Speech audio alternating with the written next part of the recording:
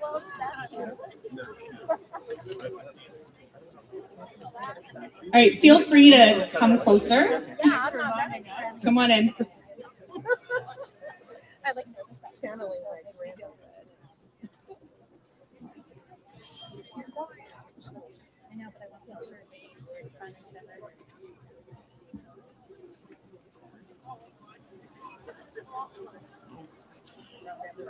Yeah.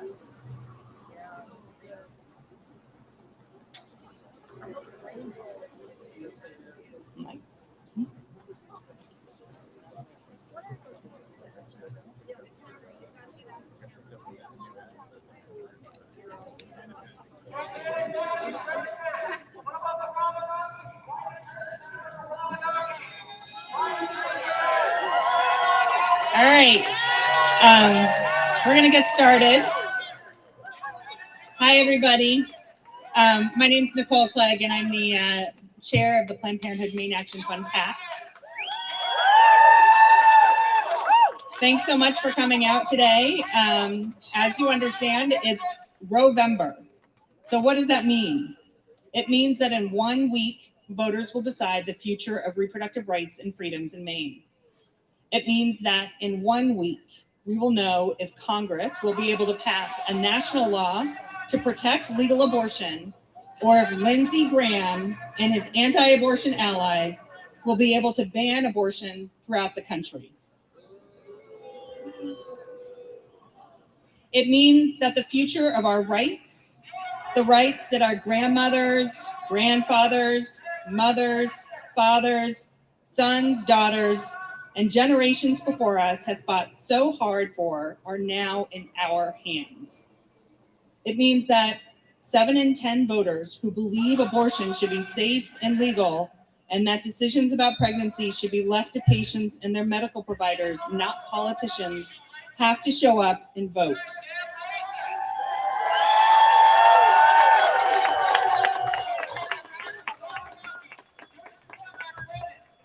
Let's be clear.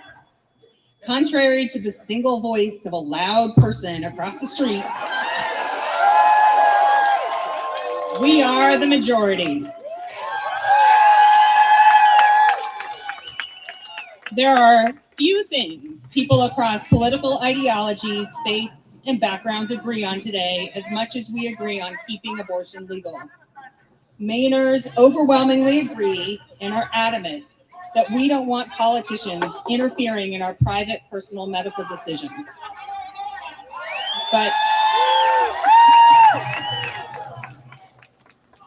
you know, as someone who's worked at Planned Parenthood for a long time, I've had to deal with a lot of kind of crummy people who stand outside and say really nasty things. And what I can tell you is, ignore them. They will go away and they don't matter.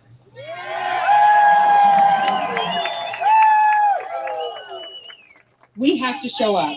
We have to vote. We have to support candidates who we can trust to defend our rights and freedoms against the small minority of people who want to take them away. We have 7 days to make sure our voices are heard and elect leaders we can count on in Augusta and Washington, D.C. So are you ready to get out the vote? Each and every one of you has a role to play. We need your time, your voice, and your commitment to get us to Tuesday, November 8th at 8 p.m. when the polls close. I am honored to share this stage with people who know what's at stake, and they are fierce champions of our reproductive rights and freedoms in Maine. Please join me in welcoming Speaker of the House, Ryan Fecteau. Ryan knows what attacks on our reproductive rights look like. He, like others here today, protected our reproductive freedoms last session by voting against a slew of bills that would have invited politicians into exam rooms and worse, shamed, judged, and harassed people who have decided to end a pregnancy. Come on up, Ryan.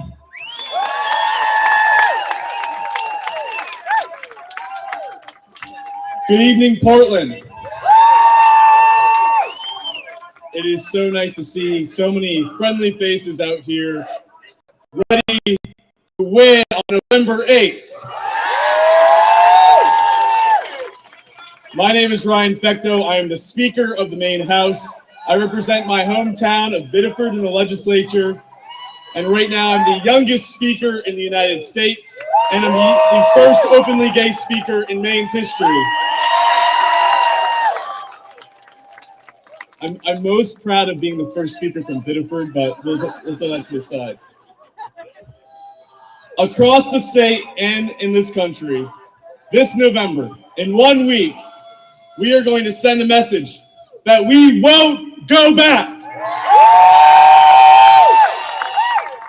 Like so many of you, I was devastated by the Supreme Court decision overturning Roe.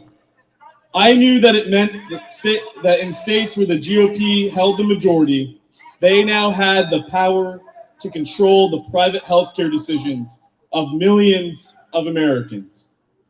In the Dobbs decision, Justice Clarence Thomas also issued a concurring opinion suggesting the Supreme Court should consider all substantive due process precedents.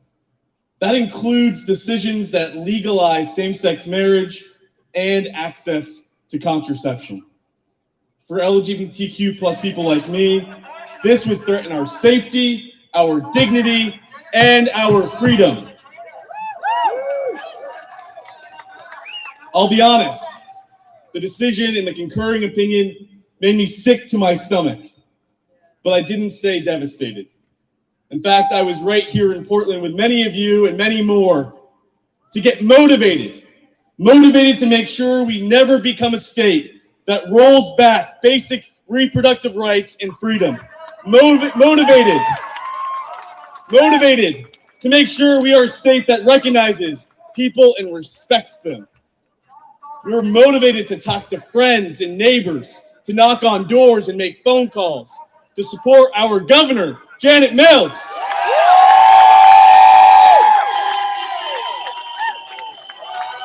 To support our Congresswoman, Chellie Pingree. To support our Congressman, Jared Golden. And support our majorities in the House and the Senate. We're motivated, and we're doing everything we can to turn out the vote this November.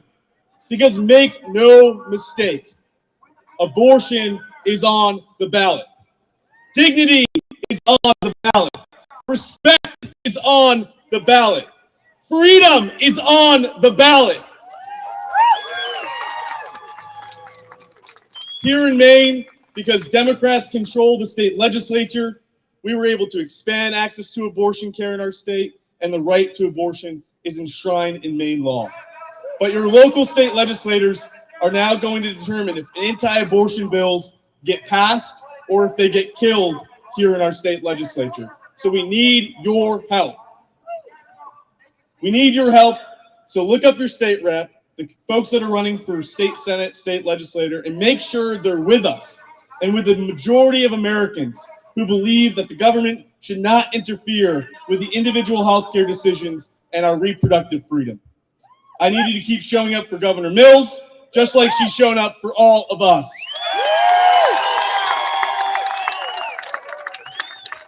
And then I need you to get out there and vote. And if you've done that already, I need you to join us for a GOTV shift. Get out the vote. To give a friend a ride to the polls, to exercise your rights, and use your votes. Because with you and because of you, we won't go back. We must be vigilant. We cannot lose hope. We must fight back for our nation, and we must lead as Mainers. And we'll make sure that together, this will be a Roevember to remember.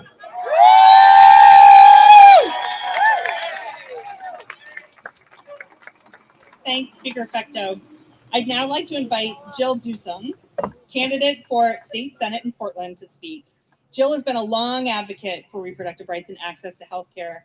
And on the campaign trail, she can talk about how she hears every day from voters how important it is that abortion remains safe and legal. Come on up, Jill. So hello. I got it. Here. There's a lot at stake at this election, and I'm one of many speakers who will talk about the details of what's at stake. What I would like to do when I was invited to speak today is I wanted to come to you and personalize this, with a little story about how Planned Parenthood essentially saved my life. Um, And that's in a context where the folks who are battling to take away our rights would also stop funding comprehensive health services for women, not just abortion, but reproductive health services. So in the summer that I was 16, about to start my last year of high school, I decided I was in love, as only a 16-year-old can. And I decided that I was going to be sexually active. I'm a little bit of an introvert, so I overthink things. The next decision I made was that I did not want to be a mother at 16. Though there were many 16-year-old mothers in my family. So, Crazy Jill, I went to my mom. She was washing laundry with this big tub washer, couple of rollers for squeezing the water out of the laundry before you hang it. And I told her that I decided I was going to be sexually active.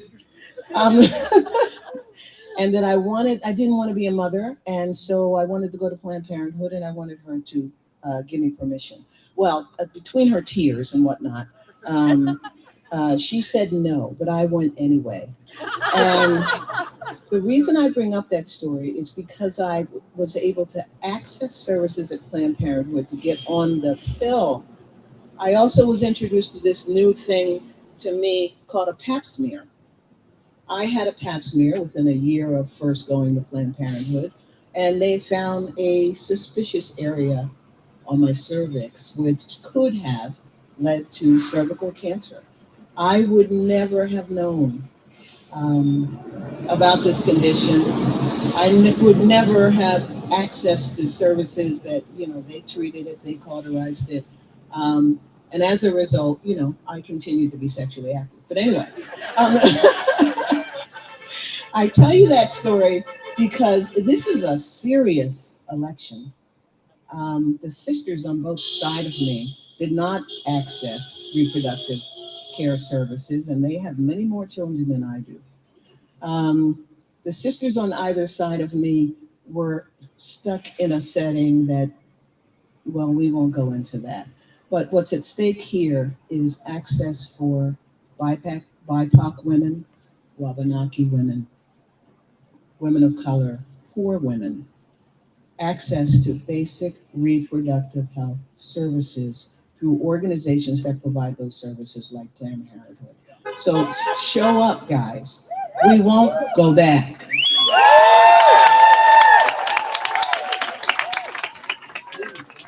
Thanks, Jill.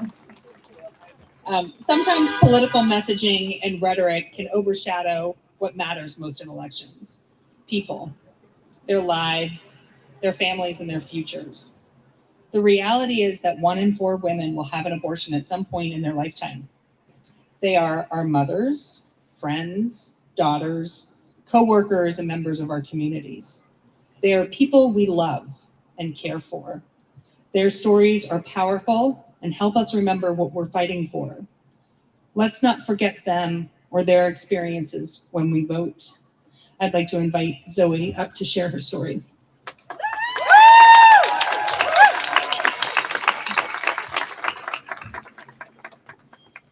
Yesterday afternoon, my husband and I took our children out to trick or treat in our neighborhood. Charlie was Goofy and Celeste was Catboy. There was nothing extraordinary about the night, but to be with them, healthy and happy, is something I'll never take for granted. I'm able to have these moments with them because I was able to have a later abortion to end my first pregnancy 5 years ago. My experience echoes that of many expectant parents in this country. What began as a planned and healthy pregnancy took a devastating turn when severe fetal anomalies were detected during a routine scan later in my pregnancy. A team of doctors laid out my options and what the different paths forward would look like. All were terribly heartbreaking.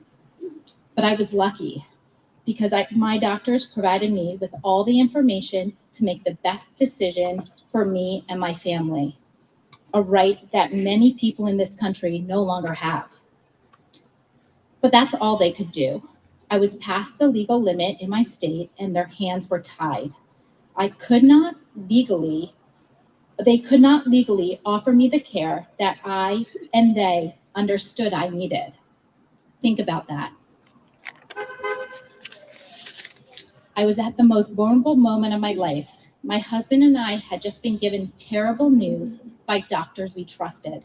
Doctors who were forced to tell us, "We're sorry, but we can't help you." I was denied critical abortion care when I needed it the most because of a cruel and arbitrary timeline set by politicians and not doctors. As a result, my only option was to immediately get on a plane, leave my home and my support network of family and friends. I was forced to travel across the country to one of the few facilities that could legally provide me the health care that I so desperately needed. Accessing that health care required walking behind thick, bulletproof glass and going through multiple layers of security protocols to protect patients like me and the providers that risk their lives daily to help us. It shouldn't be this way. Abortion is healthcare.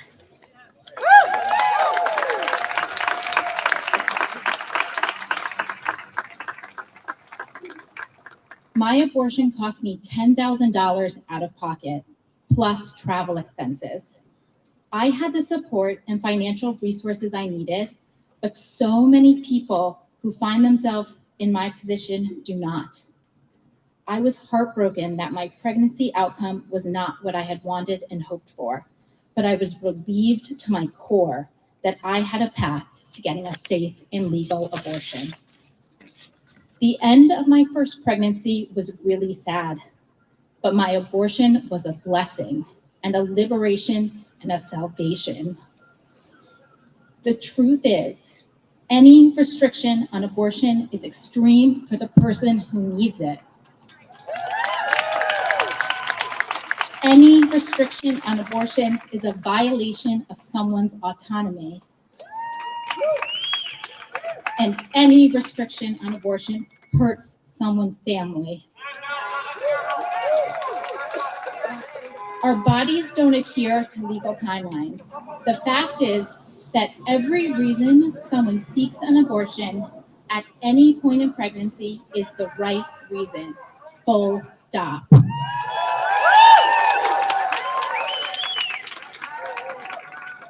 I often think about what abortion access makes possible: jobs, education, fulfilling relationships, safe and healthy future pregnancies, economic stability, and the ability of people and families to determine what their futures look like. My abortion changed my life and allowed me to go on to have two amazing, healthy children.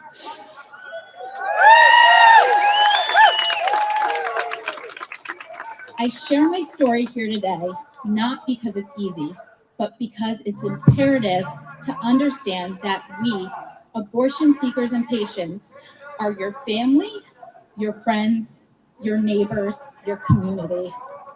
Restricting and banning abortion won't end the need for abortion. It will just make people facing desperate situations suffer additional and unnecessary pain. Some people say it's just politics, nothing personal, but the political is personal. Our lives and our livelihoods hang in the balance. This election more than ever. Needing an abortion isn't something that just impacts Democrats or Republicans, but the only party fighting for everyone's right to bodily autonomy is the Democrats, while the others want to strip away our basic rights.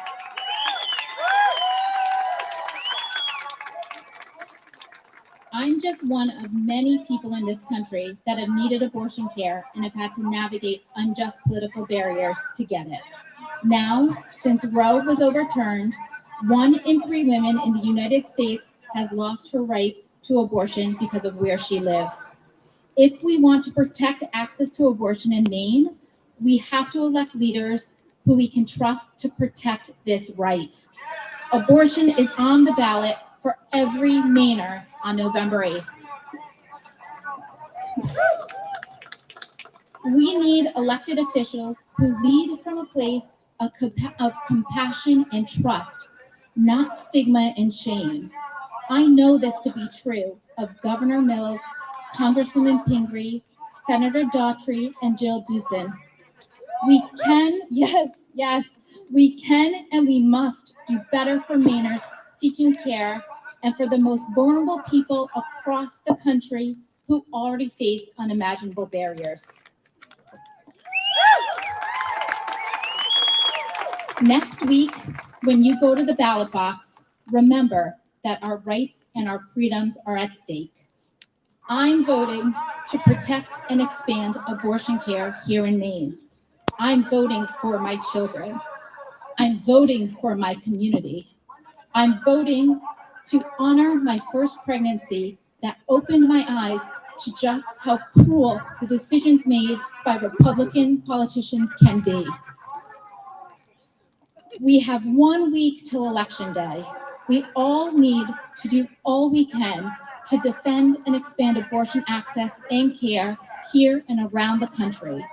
Please join me in supporting, campaigning, and voting for our Democratic pro-choice candidates who will fight for our rights for every Mainer to determine how and when to start and grow our families.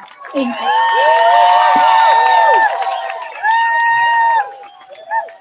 Great. Let's make some noise for Zoe.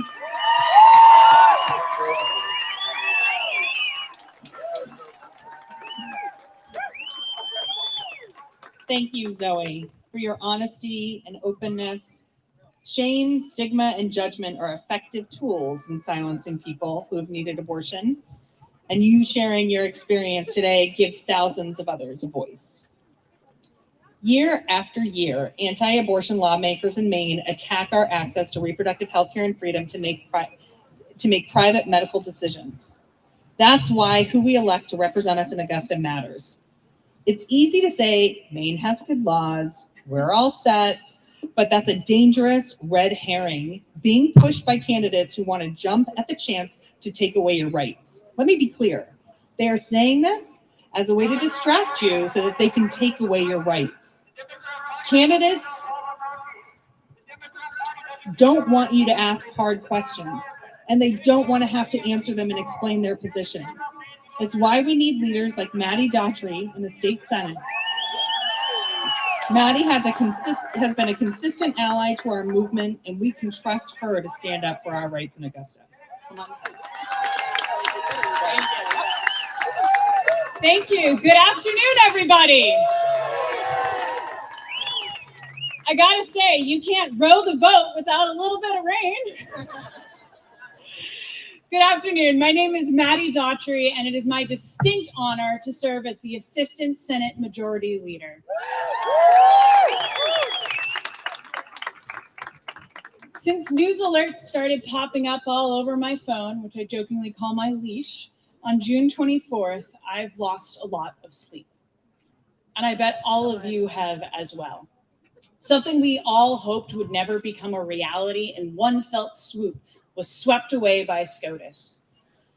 As a young person of childbearing age, and one of the few senators in the age range where this is something that impacts me on the day, every single day, reproductive freedom is near and dear to my heart. Since high school, I've been passionate about reproductive justice and access. I've worked as a peer sexual health educator and coordinator. I've volunteered with Planned Parenthood. I've rallied like we're doing right now with many people saying many things on faraway sidewalks. And I've tried to use my very loud voice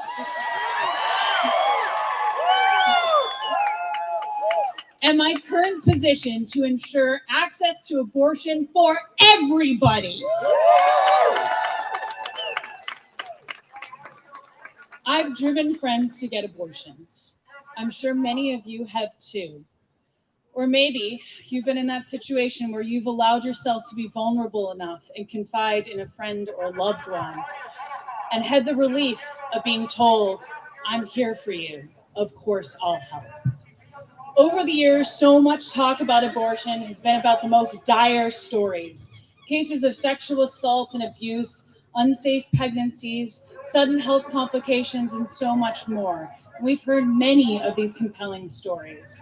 These stories, though, are an important reminder that don't always paint the whole picture. We need to remind ourselves, abortion is healthcare. People choose to end a pregnancy for a whole plethora of reasons. And throughout all of this, there are still politicians and people on sidewalks who want to control your body and restrict your access to abortion. Interestingly enough, they all happen to be male. No offense to the incredible male feminists in this audience. Most of them will never have to figure out what to do about an unexpected, unwanted, or unsafe pregnancy, or deal with the fact that we have folks trying to ban a totally normal and safe medical procedure. They rail against abortion and they try to put up barriers to a person's ability to access care or say that it can only happen in the most extreme circumstances. Well, I'm here to say that a person's reason for getting an abortion is only their business and none of theirs.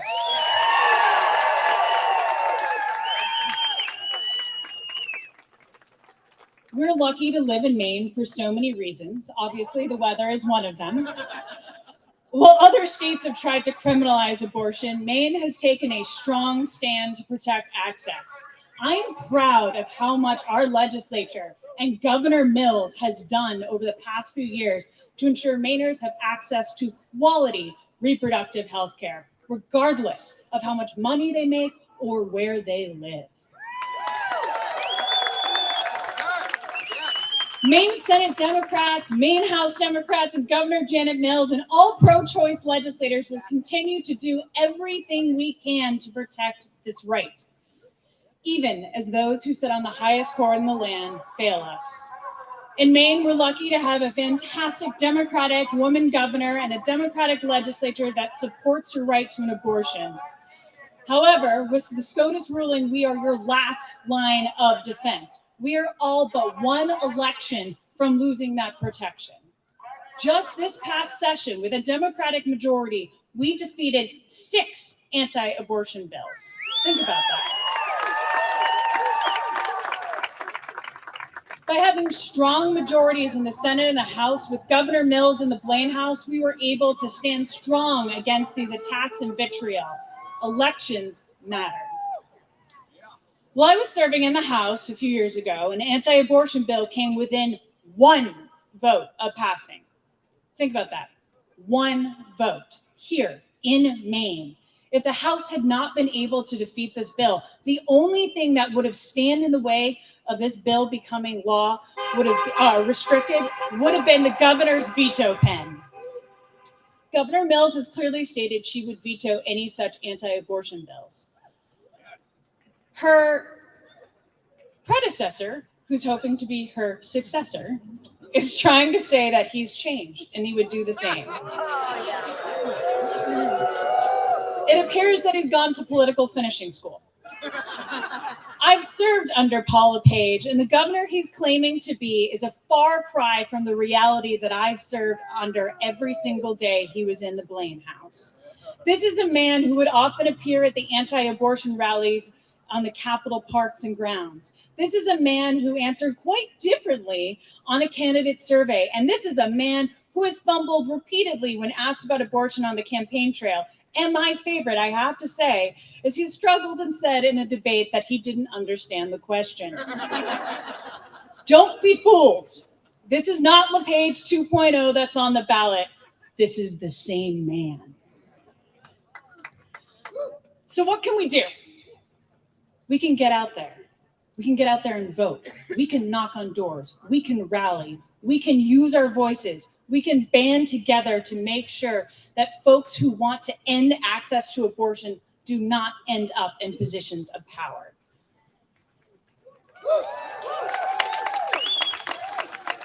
If you believe that people should have control over their own lives and their own bodies, get out and vote. If you believe that the freedom to choose when and if to get an abortion is fundamental, get out and vote. If you believe Mainers should be able to make their own decisions about when and how to start a family, get out and vote. Most importantly, if you believe that abortion is healthcare and healthcare is a human right, get out and vote. We won't go back. Thank you.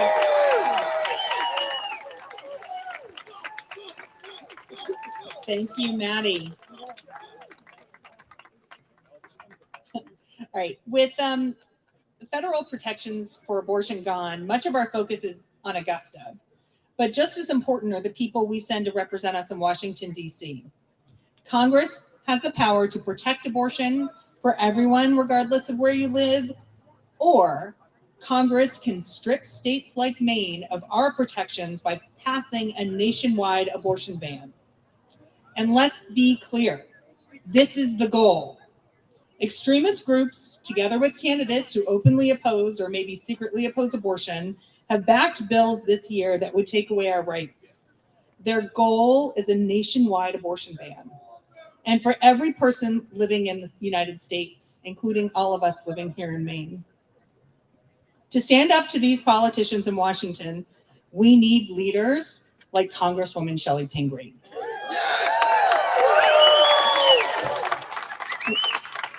Congresswoman Chellie Pingree, who helped draft the Maine's Reproductive Privacy Act, the law that protects our right to abortion today in Maine. She has proven time and again that she will fight for our rights in Congress. Please join me in welcoming Congresswoman Pingree.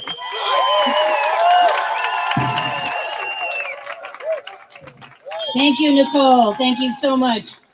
Thank you to all of the elected officials who have already been up here and others who have been telling their personal stories so that we can all remember how this feels in your heart, how important this is. And thank you to all of you standing out there. I know you're here because you are engaged, because you've either voted or you're going to vote, because you're going to make sure other people vote, and because you know that this issue is on the ballot. So thank you so much for being here today.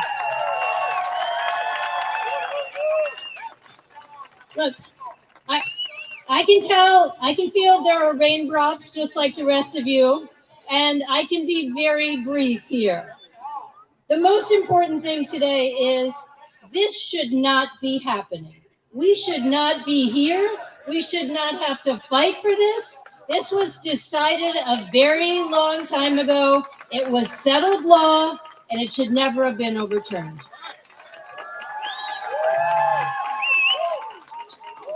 I'm not really very old, but I was born before Roe versus Wade, and I was a teenager when that decision came down. But I remember all too well young women at my age and a little older who decided they needed to have an abortion, but there was no possible way when you were a teenager, when I was a kid. You had two choices.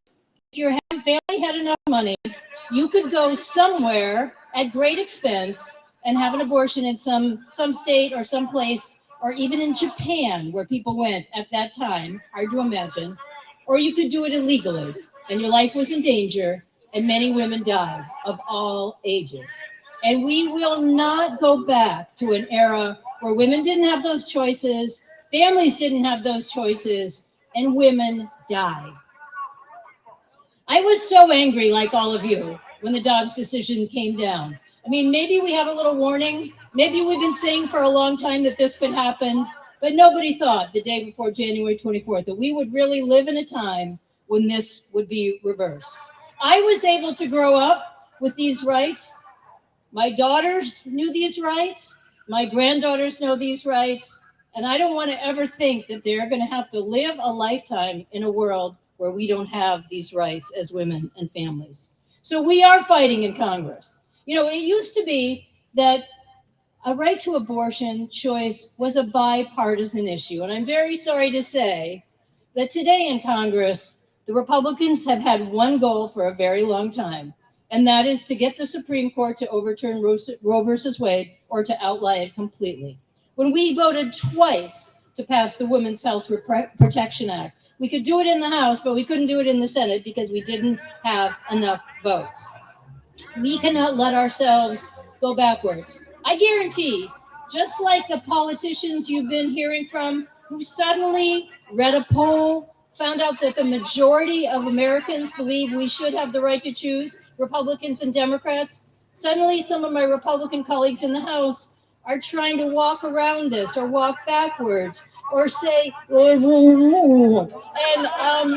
and maybe we won't know that they've been fighting all these years. You know, it's that dog caught the bus. And now that they got the bus, they don't want anyone to think they were chasing after it all this time. And that's what we're going to see here in Maine. We've all known how important it's been to have Governor Mills. And we're going to hear in a minute about her veto pen and how critical that is. But I guarantee you, if Paul LePage wins and we lose our state to Republican control, we will be the next Alabama. They're not protecting your rights. We will go backwards. And it's the same in the United States Congress. You've already seen the bill that Senator Lindsey Graham has, and everybody's pretending, oh, no, we won't put that up if we take control of the House and the Senate. But I've seen this movie before, and I know exactly what they've been planning to do because they've been telling us what they were going to do for at least 2 decades. They're going to turn this around, and they're going to make sure that they still have access to abortion somewhere, but they want to pass a law that says nobody in the United States, unless you can find a way to do it, can have that. So we need Democratic control of the House and the Senate. I thank you so much for being able to be here. We got to elect Jared Golden. We got to make sure I get a chance to go back. We got to keep Democrats in control of the Maine legislature. And we got to make sure we re-elect our wonderful governor who will use her veto pen, Janet Mills. Make some noise. Come on.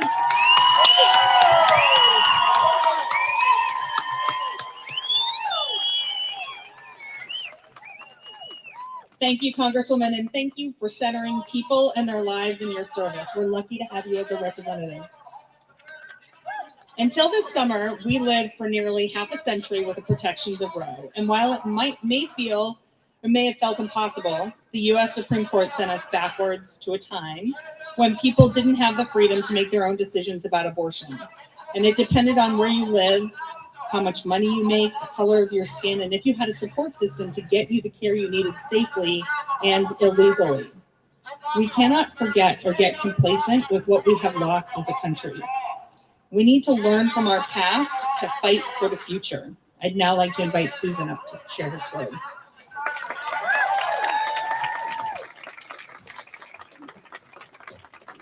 Thank you, Nicole. My name is Susan Johnston. I was 17 when my world turned upside down. I got pregnant. It was 1963, 59 years ago. It was long before Roe v. Wade. It was before the pill was even invented. And it was before birth control was legal. My high school boyfriend and I loved each other, but I'd been forbidden to date him because he was not Jewish. I snuck out to see him, but we were together for a year. When I got pregnant, he offered to do the right thing. He said he'd quit school, get a job helping his father on his soft drink route, and we'd somehow manage. The thought of the life that he outlined for us plunged me into despair. Having a baby is supposed to be a happy time, and this was a nightmare. When we went to tell my parents, my mother closed the door in my face. My father calmed her down, and I stayed there at their house. And after not speaking to me for several days, she noticed I was really terrified. But she got scared because I was so depressed. I was suicidal. I didn't know where to go for help, but my mother did. It turned out there was a secret network of women helping women. My mother was too ashamed to have a pregnant daughter, so she pretended that she was the pregnant one. She told a neighbor, and this neighbor knew someone who knew someone. There was a man in a small coal mining town in Pennsylvania who was performing abortions. He was a doctor who had decided that abortion was the right thing to do to help women and girls. But he did this at great risk to himself. Remember, abortion was against the law. He saved the lives of thousands of women, including my own. I did not know his name until last year, Dr. Robert Spencer. Right. He's no longer alive, but I want everyone to know his name, and I can't thank him enough. We lived in New Jersey, my parents did, and my dad drove me to Pennsylvania. He paid for the abortion. I never asked how much it cost, and we never spoke of it again. He died at the age of 91. But in going through his papers, I discovered that he'd been donating money to Planned Parenthood for many years. He never told me, but if only we could have talked about the experience. Whether you decide to have an abortion or become a parent, no one should be denied health care during pregnancy. Too many of us were denied care, turned away by a provider, denied help by our government, by our churches, hurt by the shame and stigma our society placed on us. I'm 77 now and representing my generation. Many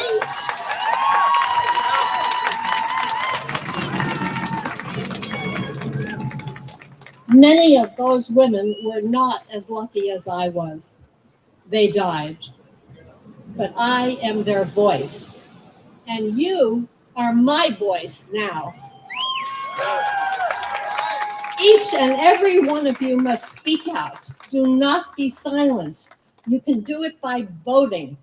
If you've already voted, talk to your friends, your coworkers, strangers, knock on doors, join a canvas group.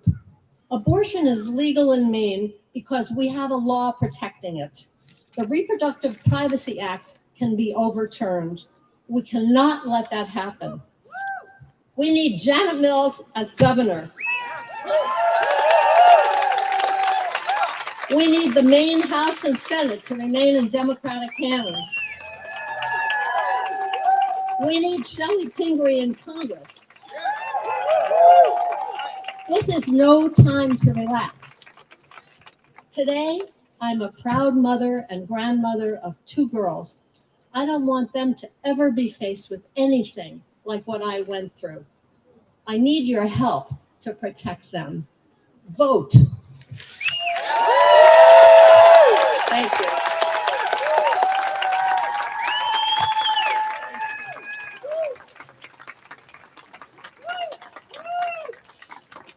Thank you, Susan. Okay, before I invite up our final speaker, I'd like to talk about this pen. Pens can be a powerful instrument, and this one signed into law protections for abortion in Maine. It took away insurance companies' ability to discriminate against people by requiring comprehensive coverage for pregnancy, including abortion. This pen and what it was used for has saved lives. It has protected families. It has given people the opportunity to be in charge of their own futures. This pen alone, however, is just a pen. Its power comes from the person whose hand inked bills into law. This pen is powerful because Janet Mills used it to protect our reproductive rights and freedoms. Because she signed it. In the 4 years under Janet Mills' leadership, she has used her pen to sign law after law to protect our reproductive rights. When presented with a bill that allowed trained nurse practitioners to provide abortion care to their patients, what did Governor Mills do? When presented with a bill to expand access to birth control, what did Governor Mills do? When presented with a bill that empowers low-income people to make decisions about their own abortion care, what did Governor Mills do?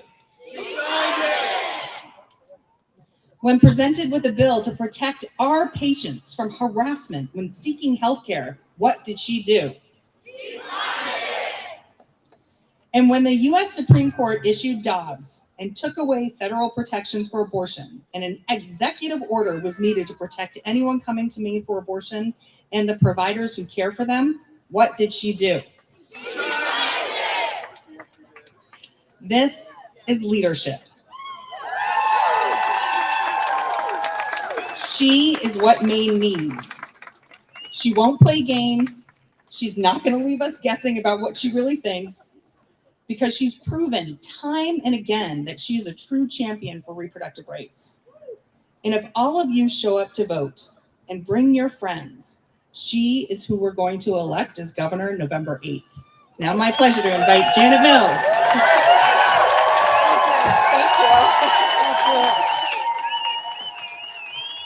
Thank you. It's time for us to make a little noise.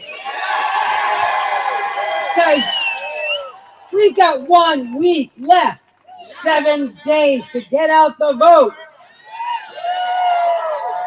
I see a lot of young faces in the crowd today. Every one of you gives me a lot of hope. I want to tell you a little bit about myself. I grew up in rural Western Maine, in Farmington, in the 60s and 70s. Where'd Susan go? I know what she's talking about. I loved growing up there, and it's still my home and a big part of who I am. But it was by no means a hotbed of feminist activism when I came of age. It was a time when abortion was illegal, contraception was illegal.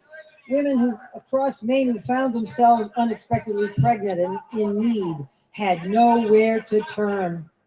It was when an abortion, if you could get one, involved a clandestine, dangerous arrangement in some back alley in Boston or New York. There was a time when birth control was virtually impossible to obtain, especially in rural Maine, where the local doctor or the pharmacist was likely to be your neighbor, your parent's friend. It was a time when women's health was of secondary concern, and it was simply impolite or out of line to discuss reproductive health care. We fought for decades and decades to make progress for women, and I was proud to be part of that fight, from co-founding the Maine Women's Lobby when it was clear that women's voices were not being heard in Augusta, to standing up to those who would harass, intimidate, and block women from going to a Planned Parenthood clinic, to signing legislation to make safe abortion available as a choice to women across Maine in rural or underserved areas, regardless of their zip code, regardless of income. And I promise you, I won't stop fighting now. Not when it's all on the line. With your help, we won't go backwards. We're not going to go backwards in Maine, because I do not believe that women's rights and freedoms are dispensable. The decision about reproductive health care belongs to a woman and her doctor, not some politician in Washington or Augusta, and certainly not Paula Page.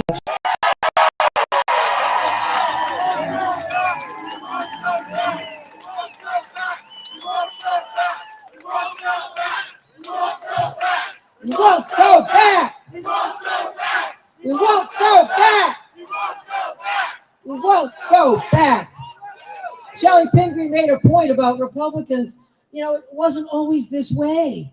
Republicans like Senator Olympia Snowe, Senator Bill Cohen, State Senator Joe Sewell, Linwood Palmer, Sherry Huber, David Huber, they stood up for women's rights and for abortion for decades and decades. But today's Republican leadership have made clear that they will come for abortion rights and for women's freedoms if they are elected. Many of their legislative candidates have even refused to fill out the questionnaires from the newspapers, refused to answer the question. And we know what Paul LePage will do too, no matter what he says from one day to the next. We know that because here is what he said. When asked whether he thought Roe v. Wade should be overturned, he said, "Let's do it," like it's some cheap game show. When he was governor, he said, "We shouldn't have abortion." He said earlier this year that, he doesn't have time for abortion. And then he said, abortion really affects so few people.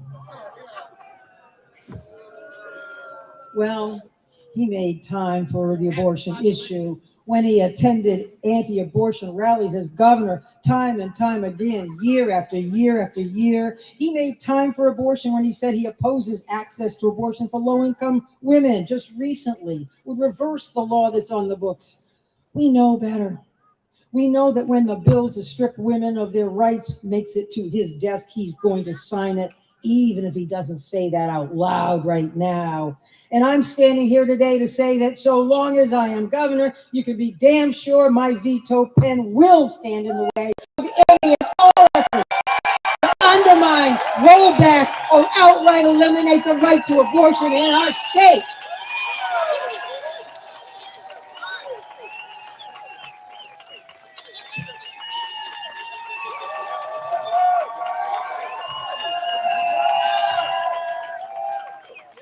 That's my pledge to you. And I've never wavered. I've never changed. I've never flip-flopped during an election year or any other year. I've never backed down from a fight either. And with the stakes so high, you can be damn sure I'm not about to now.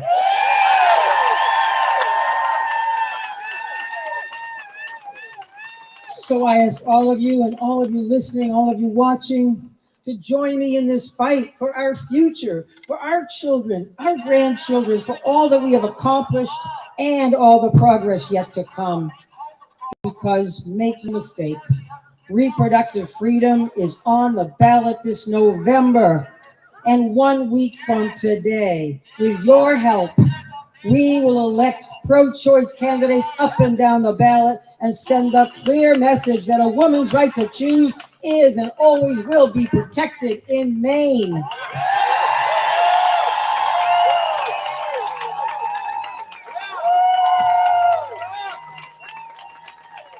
And with your support, we will get it done. But we need your help. Get out and vote and encourage your friends and families to stand up and vote and spread the word. Let's not stand here a week from tomorrow and wonder what else we might have done.